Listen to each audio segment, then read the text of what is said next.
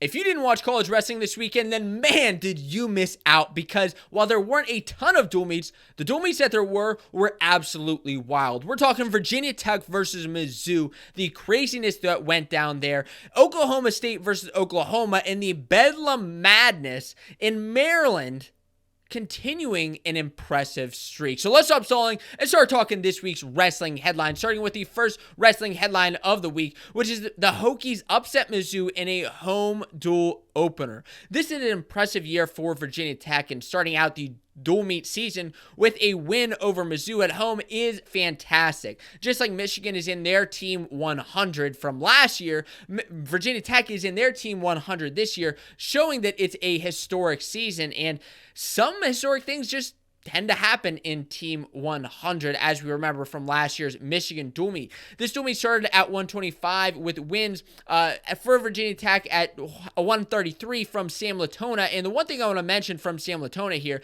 as we see him get this buzzer beater at the end of the first period, is he's looking pretty good at 133. I think he's going to have a pretty solid run at 133. I wonder if the weight cut last year kind of got to him a bit, and that's kind of why he didn't have the best end of the season. But I hope that he continues to roll this year with great wins. The other guy I mentioned at 125 is Cooper Flynn, who had a major decision win at the beginning of this dual meet. But honestly, this dual meet was pretty, exactly what was expected to happen on paper kind of happened. There weren't really a ton of upsets, as you see here. One of the matches I'll call out is Brock Mahler and Caleb Henson. And while you may expect, I know there's a lot of hype behind Caleb Henson. He's had a good year so far, has beaten Sammy Sasso, which was his best win of the season.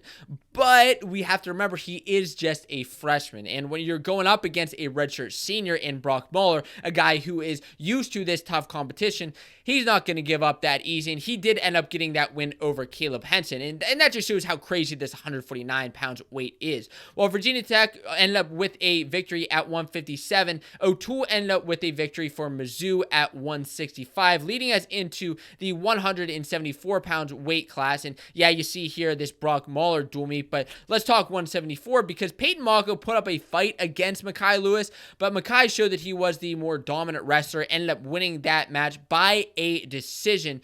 And ultimately, this 174 pounds weight class is still kind of in flux, but even though Mekhi lost at the NWCA All-Star Classic to Carter Sirachi, he's still one of the dominant guys at this weight. And that led actually into the last two weights. So Virginia Tech was up big. Mizzou needed a big comeback and quick. The Elon brothers were going to have to get bonus points. I believe the score was 17-9 at the time. So the Eloms had to score a bonus in order to keep up with the score, in order to come back for a victory. Although Rocky Elam was able to get a 7-0 decision, it wasn't enough for a major, and Zach Elam was going to have to pull off something big. He, unfortunately, for Mizzou, was not able to get the major decision, tech fall, or pin, resulting in Virginia Tech winning this dual meet 17-15. Of course, you can't put it all down on the Elam brothers.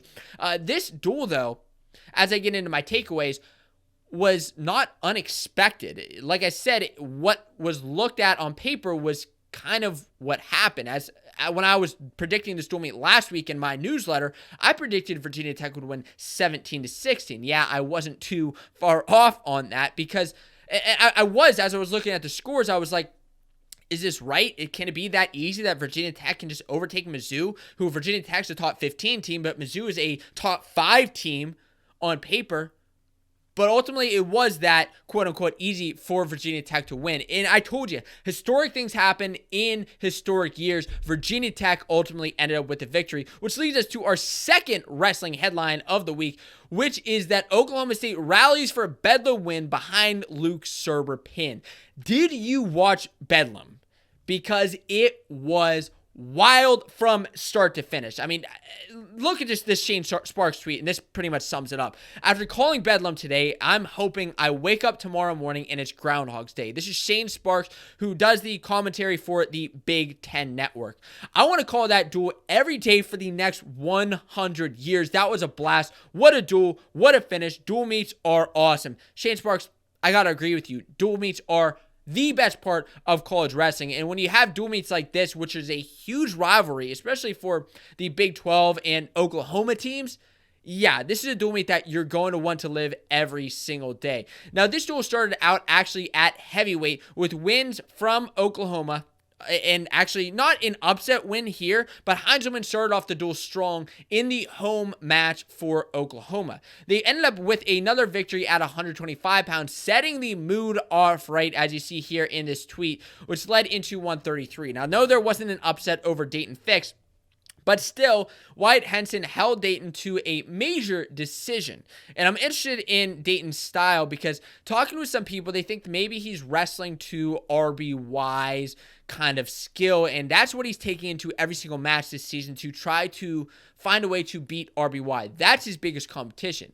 And in a match like that, and when you're doing stuff like that, I wonder and I worry that you lose a match early on. But I know that Fix is looking out for the future, and I'm excited to see where he does because he's been wrestling well this season. Now, that led into an upset at 141, actually, with Moses Schwartz beating Carter Young, number 28 over number 21. Not a massive upset, but the one thing that I want to note is that there were 3 upsets in this duel. All came from Oklahoma. Okay, there was a 4th one that was just like, it was at the end, but it was like within a number 29 over 28. It wasn't like a huge upset, but still impressive. You could even call Moore over Voinovich. It wasn't an upset, but it was an impressive win for Oklahoma. Oklahoma was looking dominant, and ultimately it came down to heavyweight. It was tied going into the heavyweight bout. 15-15, Oklahoma State needed to do something big if they wanted to get the victory. And as you see here, they did do something incredible. This is from Adam Engel on Twitter with a pin at 197 pounds. Excuse me, I think I said heavyweight. Luke Serber ended up beating Keegan Moore with a fall in the first period. The crowd went absolutely wild over on Oklahoma State's bench. Serber picked up John Smith. They were hype, as you can expect. And the locker room scene after this, as you may expect, was absolutely bonkers as well, as I get into my takeaways here. Because the takeaway for me here is that Oklahoma State came to battle. While I was expecting the Virginia Tech and Mizzou duel to be close, I was not expecting this duel to be close at all. I expected Oklahoma State to blow out Oklahoma's, but Oklahoma State came out with big upsets to fight Oklahoma State. And while there is a second Bedlam duel at the end of the year in February, the Big 12 is honestly anybody's game. It's not set in stone that Oklahoma State or Mizzou are going to win the Big 12 because Oklahoma is right in here as competition.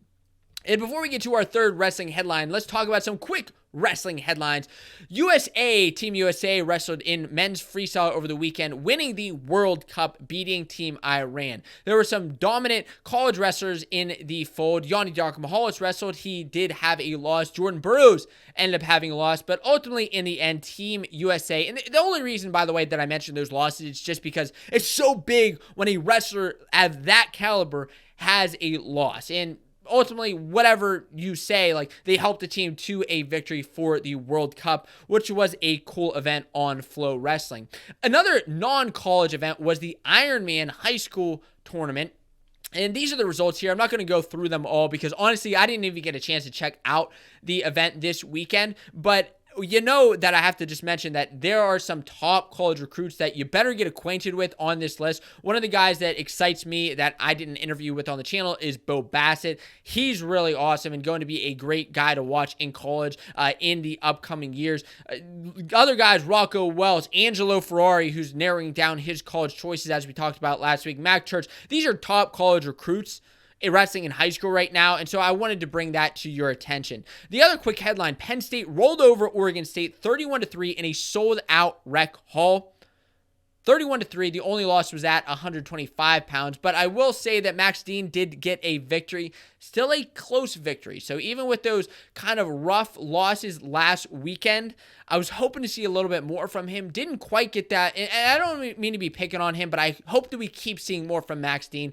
I'm not like crazy fazed by that loss, and that's what some of his teammates said too, is like, okay, you got a loss, you got to move on, you got to get over that. Penn State still won over Oregon State, and Iowa beat Chattanooga. Wasn't like a huge win, crazy win or anything, but the one win that I want to note is that Rocky Jordan, who actually transferred from Ohio State to Chattanooga, ended up beating Nelson Brands with a takedown in the third period. 3-1 win for Jordan at 174 pounds. Also a different weight for Rocky Jordan, bumping down from 184. There was one more match before we get into our third headline that was kind of eye-opening potentially, was Pitt beating Columbia. Now you may be wondering, well, Pitt versus Columbia, that's not a crazy match. Well, it shouldn't be, but Pitt made it a crazy match because 19-18, or should I say Columbia made it a crazy match. And while I said earlier, Virginia Tech is proving that the ACC is tough, I don't know what's going on with Pitt this season. Because in my opinion, at the beginning of the year, I thought Pitt was a top 10 team. And they're not proving that right now with losses to Maryland in a tight match to Columbia. Maybe this is matchups. Maybe this is something more. I hope that Pitt pulls it together and gives us a tighter ACC title odds. And I mentioned one of those losses that Pitt had was to Maryland. And that brings us to our third wrestling headline, which is that Maryland is keeping their streak alive. They beat Navy this weekend for the second year in a row. They beat them 18-15. Now, Navy is a school of hard knocks, and of course, they gave Maryland a tough battle. And there weren't like a ton of like crazy upsets here or there. It was just a hard knock wrestling duel, which is the kind of duels that I love to see. Now, what's most impressive to me is what Maryland is doing this season. For example, Jackson Smith at 197 pounds is having a solid year himself, having beat out some top contenders like Bronigal, having given other guys in impressive matches, and he had another good win over Kosher in this match against Navy. Like I said, Maryland won 18-15, but here's what's impressive here that I want to bring up, Maryland's schedule, okay? So Maryland is 5-0 right now. This is the first time that they've been 5-0 since the 2011-2012 dual meet season.